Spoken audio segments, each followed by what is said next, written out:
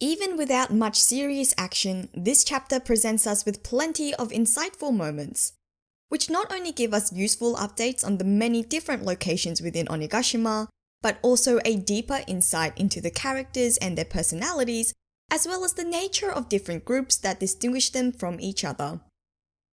Hello my Nakamatachi, this is JoyGirl with a review of chapter 994. My other name is Yamato. Before we begin the review, to all of you who are not yet subscribed to this channel, I encourage you to come on board by pressing that subscribe button so we can keep discussing the wonderful series that is One Piece. Thank you to those of you who are already part of the crew, and with that being said, let's start this chapter review, beginning with the cover story. Like I mentioned in last week's chapter review, this cover story is the last of the volume following the Capone and Charlotte families' adventures. And we know this because it says on the cover story that this will be the last volume, ending the journey on a somewhat happy note after last volume's wedding, which is funny and very cute, as you can feel the love of the newlyweds even whilst under attack from the Navy.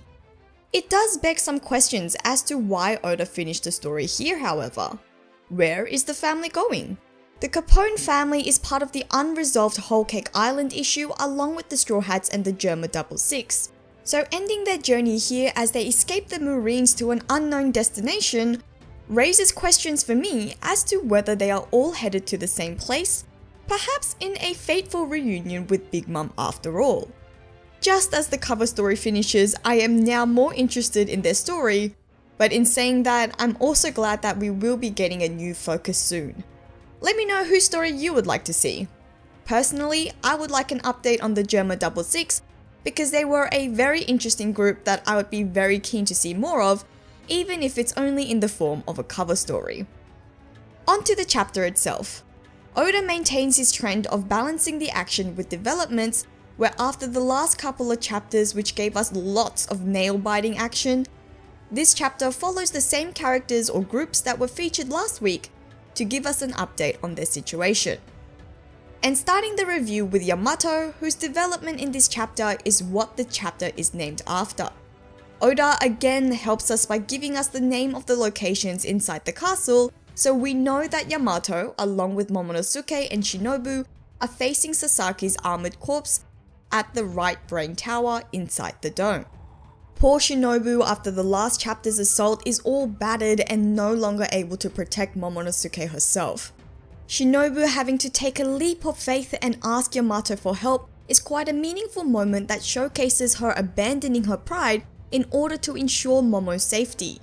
And Momo, since his internal conflict in the last chapter, hasn't ran away and stayed by Shinobu's side, which is good to see, although I guess with Sasaki there, running away may not have been possible anyways. In any case, this chapter confirms a lot of the speculations we had about Yamato or gives us greater details into what we know, such as the figure in the kimono with swirly patterns being a young Yamato witnessing Oden's execution, which I mentioned in my Yamato theory video, but we also find out that he was also there witnessing Kaido's interaction with Momo at Kuri Castle when the Yonko held him over the cliff almost ready to kill the young Kozuki heir, which surprised me quite a bit, but it's a good backstory detail to know how involved Yamato has been throughout this whole story, and it also explains why Yamato is so committed now. And as surprised as Momo and Shinobu must be at this explanation, they are more surprised at Yamato's strength, who is unaffected by the massive explosion, assumedly an attack from one of the armored division. This did raise a question as to how Yamato tanked this attack, possibly Ryo? I think this was a great way to display Yamato's growth and development since the day of Oden's death, because as he laments over the fact that he was helpless back then, now he launches into an attack straight away, sending the porcupine-looking beast pirate flying, with Sasaki looking surprised at Yamato's strength. And the chapter ending with Yamato's declaration of his other name and that he would die for Momonosuke was an awesome moment. Even though we've known of Yamato's determination before, this scene was still impactful as he declares himself not committed to helping the Kozukis as Oden, but even as Yamato. As Kaido's son, someone unconnected to Momonosuke's plight, but someone willing to even die for his sake. It was also a great callback to Momonosuke, who embraced his name, which you saw recently, with Yamato embracing his name in this chapter. I was expecting that Yamato's identity plotline would lead to more comedy as he tries to convince Momo and Shinobu, but going in this direction of awesome character building and momentous introductions is a welcome touch. And whilst the chapter ends there is much else that happened prior to this scene to discuss.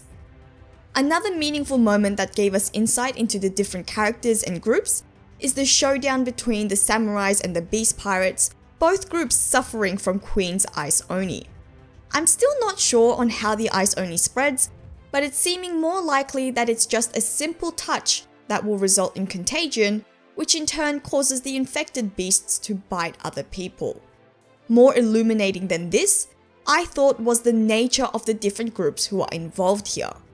Oda juxtaposes the nature of the samurais as a considerate group who care for one another, in contrast to Queen's dismissal of his own fellow beast pirates.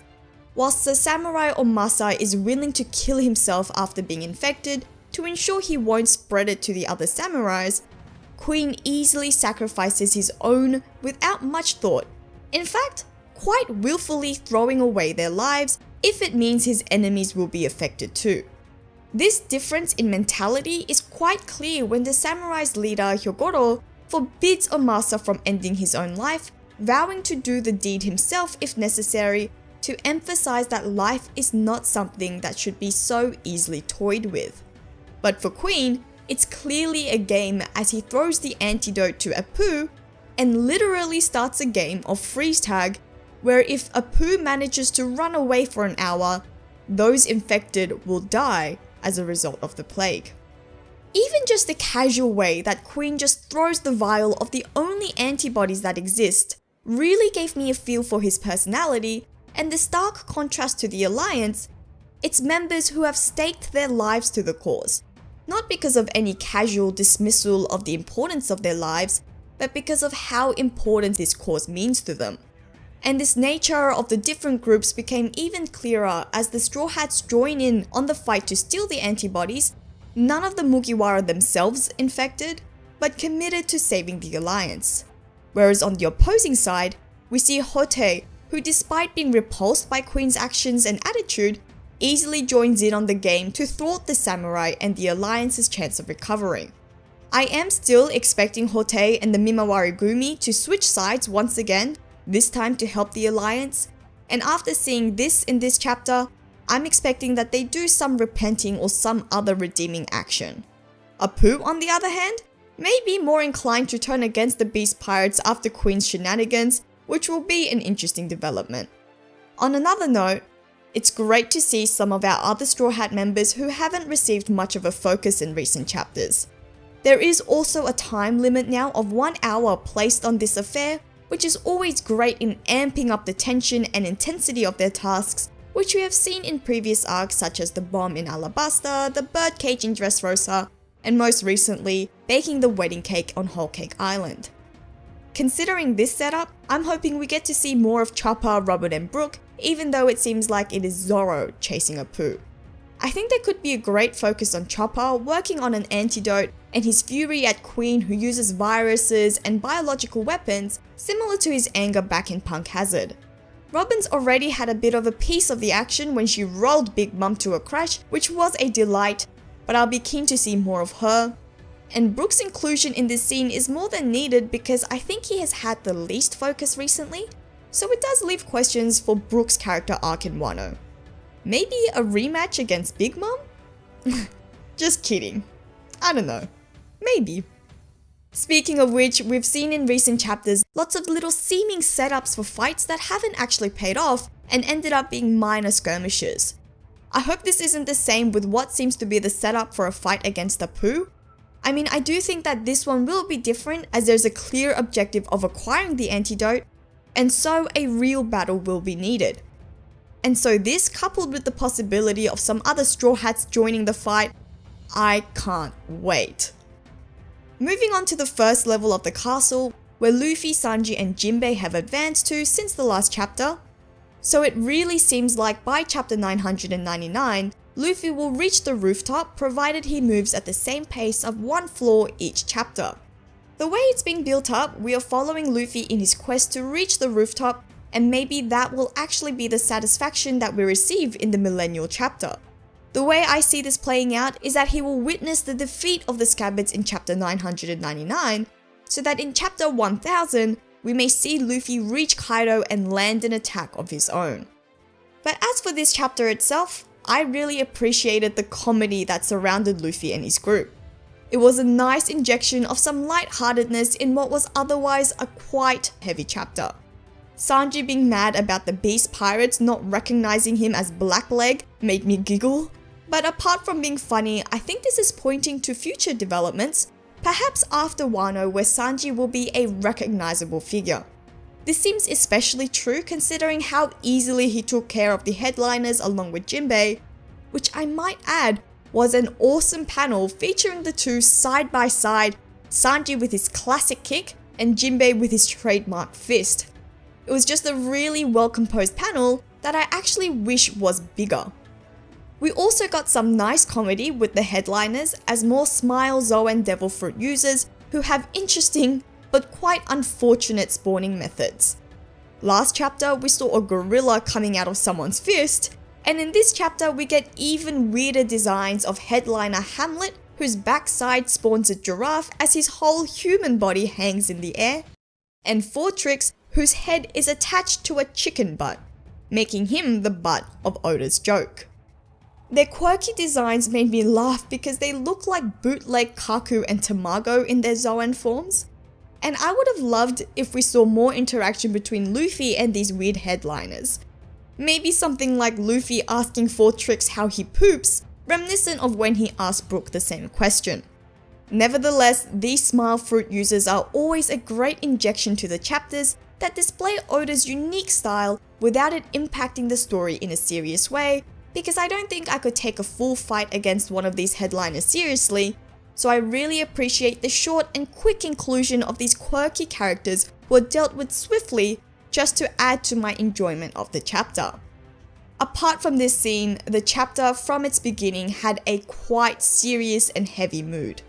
Chapter 994 opened without any dialogue, instead featuring some quite graphic panels, especially of Kiku and her arm, but also the aftermath of Kaido's attack on the area more generally, with even the beast pirates running away. It was quite a surprising way to use the first page. Considering the pace that Oda has been maintaining in these chapters, I would have expected more developments rather than a whole page dedicated to set the tension for the chapter. But in saying that, these panels gave us a great overview of the landscape or features of Onigashima, or at least the castle's rooftop. I mean, I never realized how huge the rooftop dome is before, and it also did indeed paint a somber mood which added further weight to the rest of the scene, such as Kiku's resolve, who stands up with a pained smile, ready to continue fighting right after she's just lost an arm, having accepted the outcome of this battle, which may not result in just her death, but of many of the other Scabbards, which they have all embraced too. How freaking badass. Actually showing us the process of dealing with her shoulder where her arm has just been severed was a lot more graphic than I'm used to in One Piece, and I think this is because Oda is prepping us up for just how serious the Wano arc is. I did question where Kiku got another sword from because hers broke in the last chapter. I'm thinking that it may be something she picked up from the battlefield, as they are currently standing amidst a battle where there must be lots of extra weapons of fallen combatants lying around. Anyways, I'm not the only one impressed by Kiku's determination, as Kaido also admires her resolve and goes on to seemingly confirm some of our speculations. As I mentioned in my Kaido theory video, the Yonko is looking for an honorable death, and this chapter may have confirmed this when Kaido mentions that Roger and Whitebeard did it right by dying.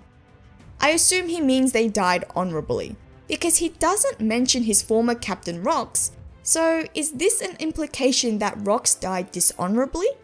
Or is it an even more shocking implication that Rox is still alive?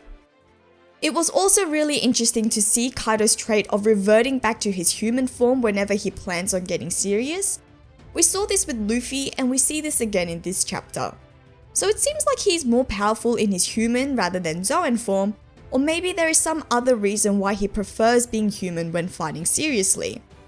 Also, of course, we still haven't seen his hybrid form yet, and considering this is typically one's strongest form, I am really keen to witness Kaido in his hybrid form.